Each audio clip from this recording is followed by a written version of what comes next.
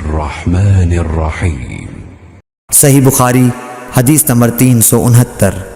حمید بن عبد الرحمن بن عوف نے خبر دی کہ حضرت ابو ہریرہ رضی اللہ تعالیٰ عنہ نے فرمایا کہ اس حج کے موقع پر مجھے حضرت ابو بکر نے یوم نحر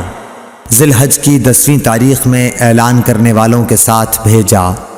تاکہ ہم منا میں اس بات کا اعلان کر دیں کہ اس سال کے بعد کوئی مشرک حج نہیں کر سکتا اور کوئی شخص ننگے ہو کر بیت اللہ کا طواف نہیں کر سکتا۔ حمید بن عبد الرحمن نے کہا،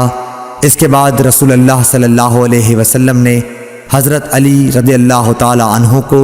حضرت ابو بکر کے پیچھے بھیجا اور انہیں حکم دیا کہ وہ سورہ برت پڑھ کر سنا دیں اور اس کے مضامین کا عام اعلان کر دیں۔ ابو ہریرہ رضی اللہ تعالی عنہ فرماتے ہیں کہ حضرت علی رضی اللہ تعالی عنہ نے ہمارے ساتھ نحر کے دن منا میں 10ویں تاریخ کو یہ سنایا کہ آج کے بعد کوئی مشرک نہ حج کر سکے گا اور نہ بیت اللہ کا طواف کوئی شخص ننگے ہو کر کر سکے گا۔ اللهم صل على محمد وعلى آل محمد كما صليت على إبراهيم وعلى آل إبراهيم إنك حميد مجيد